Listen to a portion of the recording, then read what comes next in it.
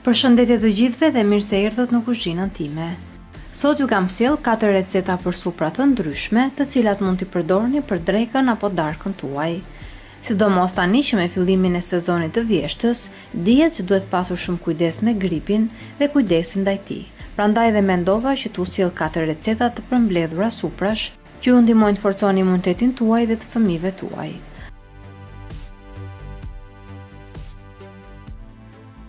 Supa e parë që do përgatisim është një supë peshku. Këtë supë ju duhet një kokër patate, 2 karrota dhe një fileto peshku. Unë kam përdorur peshk salmon, por ju përdorni peshkun që preferoni më shumë. Kjo supë që unë po përgatis është për 3 persona, për të cilën nuk ju duhen më shumë se 20 minuta. Në fillim do qërojmë dhe pastrojmë perimet dhe më pas do I presim në kubik të vegjël fare. Nëse doni përdorni edhe selino, por unë nuk kisha në shtëpi dhe prandaj kam bërë vetëm me karrota dhe patate. Unë peshkun e kam bler të pastruar dhe është gati sa për ta pjekur ose për supë. Por nëse ju nuk keni fileto peshku në shtëpi, fare thjesht zjeni një peshk nga ata që përdorni zakonisht dhe pasi ka zier mirë e pastroni nga halat dhe ruani pjesën tjetër. Ruani gjithashtu edhe lëngun ku zjeni peshkun, të cilin e kulloni në fillim për halat dhe lëngun do e përdorim për supën. Më pas në një tigan do të hedhim një lugë me gjalp dhe kur gjalpi shkrin do shtojmë aty edhe perimet e prera.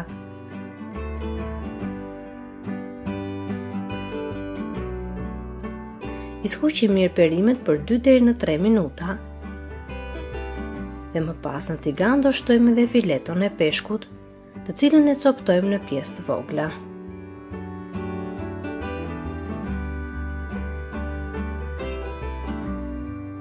I skuqim edhe disa sekonda së bashku perimet me peshkun dhe në tigan do të hedhim rreth gjysmë luge ose një lugë gjelle me miell dhe vazhdojmë të skuqim të gjithë perimet së bashku. E di që shumë prej nesh e kemi parë supën e peshkut shoqëruar zakonisht me krem pana dhe ndoshta do të mendoni që mielli nuk shkon tek supa e peshkut, por unë ua sugjeroj që ta provoni këtë version dhe në fund do të kënaqeni. Mielli në këtë rast hidhet shumë pak, vetëm sa për të trashur pak lëngun e supës, pasi shija e miellit nuk ndihet fare tek supa. Pasi skuqim rreth 1 minutë perimet me miellin, në tigan do shtojmë edhe ujë të nxehtë ku kemi tretur një bulion me ekstrakt perimesh ose me ekstrakt peshku, ose mund të shtoni vetëm ujë të nxehtë. Por nëse keni zier peshkun më parë, do shtoni lëngun e peshkut të zier. Mjaftojnë 2 gota me lëng për këto përbërës që unë kam përdorur, do e lëm supën që të zjej derisa perimet të zbuten mjaftueshëm dhe që lëngu në fund të jetë trashur pak. Por unë nuk e lëm më shumë se 15 minuta supën që të zjej. Pasi perimet përveç se janë skuqur për disa minuta më parë, ato janë prerë edhe në kubik të vegjël dhe zjejnë kollaj. Siç ju thash, unë kam përdorur peshk salmon, I cili gatuhet shumë kollaj dhe shpejt. Por ju përdorni peshkun që familja juaj preferon. Para se ta heqim supën, unë I shtoj edhe 2 thelpinj hudhër të prerë në pjesë. Kjo sigurisht është opsionale, mund mos ja shtoni nëse nuk dëshironi. Gjithashtu supën mos harroni që ta rregulloni me pak krip dhe pak piper të zi, në varësi të shijeve tuaja.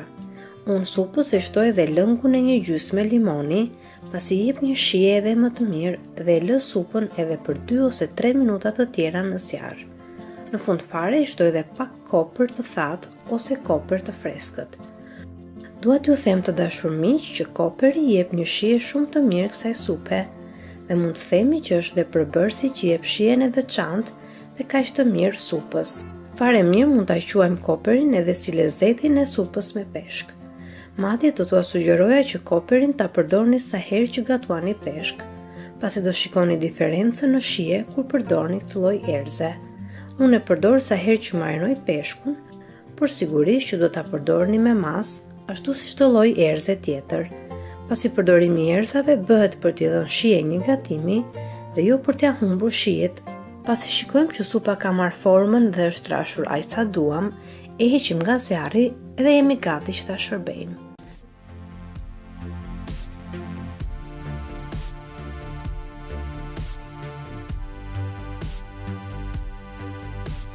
Supa e dytë që do përgatisim është një supë me kos.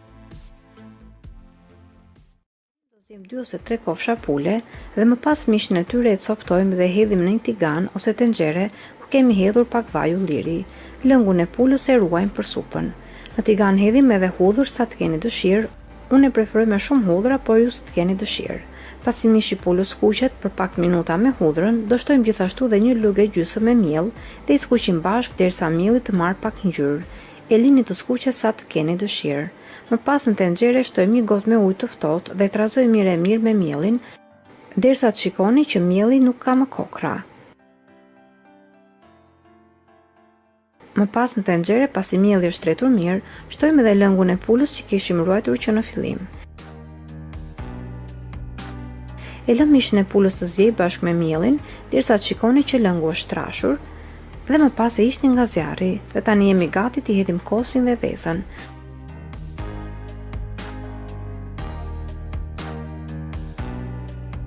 Në një tas hedhim 3 ose 4 lugë gjelle me kos edhe një vezë.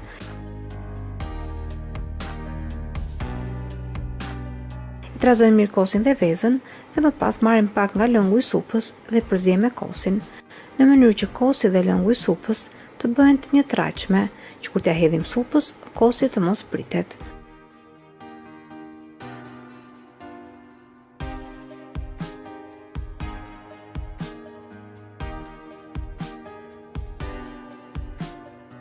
Më pas të gjithë masën e kosit, ja hedhim supës dhe vendosim edhe 5 ose 10 minuta në zjarr të ulët fare dhe më pas e keni gati edhe supën për ta serviruar. Pasi e përgatitëm supën me kos, sipër e servirni me vaj ulliri, limon ose gjalp dhe piper të kuq. Supa e tretë që do përgatisim është një supë me panxar.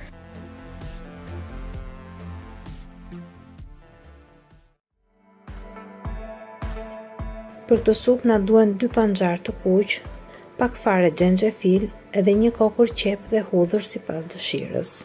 E qurojmë panxarin dhe e presim në copa të vogla, kështu do të veproj me të gjitha perimet. Panxarin mund ta përdorni në supë ose edhe në sallatra të ndryshme.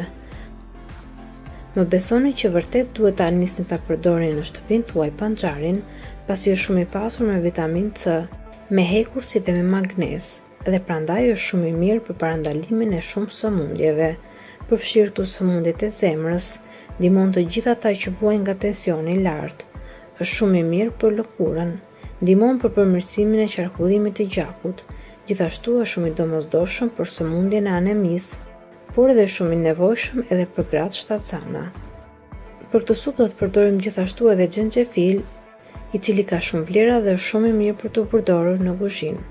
Pasi mund ta përdorni jo vetëm në supra të ndryshme apo gatime të tjera, por mund ta përdorni edhe si çaj pasi njihet për efektet e tij qetësuese, sidomos për dhimbjet e stomakut dhe të barkut.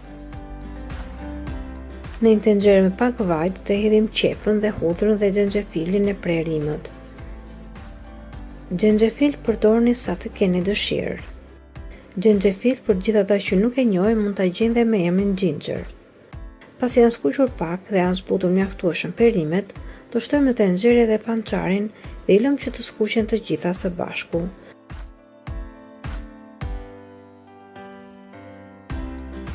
Ushtojmë krip dhe piper të zi dhe në fund ushtojmë edhe ujë.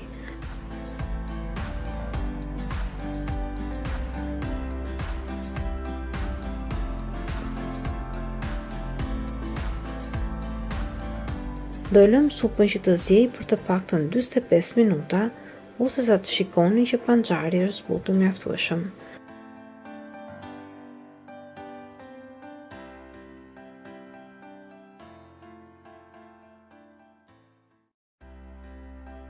Më pas kur supa ka ende lëng, e heqim nga zjarri dhe e frulojmë dhe e kemi gati. Në fund të servirit me pak fare kos, sa për të krijuar atë efektin si për pjatës dhe kaq mjafton. Supa e katërt është një supë me shumë përbërës, në fakt duket si gjell, por duket kështu pasi unë i kam lënë përbërësit siç janë. Por nuk i kam kaluar në frulator ose mikser, por nëse do i fruloni në fund, do përftoni një supë shumë të mirë. Në fillim në një tigan ku kemi hedhur ose pak vaj ose pak gjalp, si të dëshironi, do të hedhim edhe një kokër qep të grirë.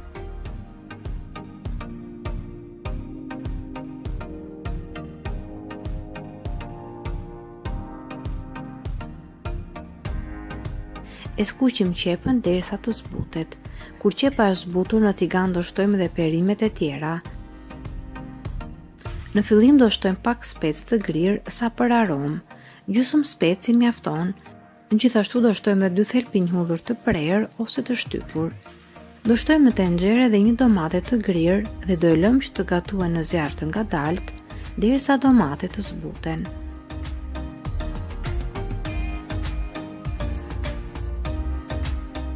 Një supë e mirë në këtë periudhë na ndihmon shumë që të kemi imunitet të fortë. Nëse do e provoni këtë supë në shtëpinë tuaj vetëm një herë, unë u siguroj që do e bëni edhe shumë herë të tjera. Kur domatet janë zbutur mjaftueshëm, në tigan do shtojmë edhe një patate të grirë në copa të vogla. Gjithashtu në tigan do shtojmë edhe 2 karrota të grira.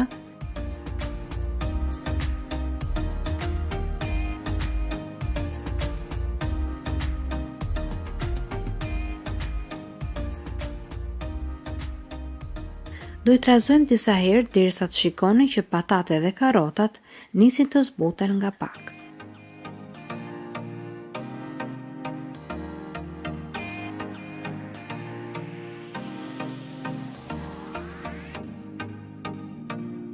Ndërkohë në tigan mund të shtoni edhe kripën sipas shijeve tuaja, piperin e zi, pak piper të kuq dhe ndonjë tjetër erëz që keni dëshirë. Nuk do ju sugjeroja të përdorni shumë erëza me këtë supë, pasi del shumë e mirë edhe në këtë mënyrë.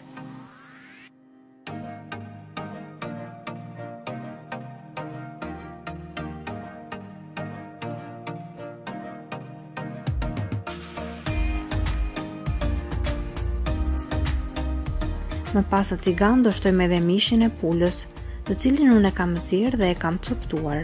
Por ju si të dëshironi, mund ta lini edhe siç është kofsha e pulës, ose mund ta bëni edhe me fileto pule. Dhe në fund i hedhim ujin dhe e lëmë. Në tenxhere do shtojmë edhe gjysmë filçani me oriz. Kur supa ka marrë disa herë val, unë i kam shtuar dhe një tas me qiqra dhe e lëm që të ziej supën. Ju mund të mos ja shtoni fare qiqrat, pasi edhe pa qiqra fare del shumë e mirë.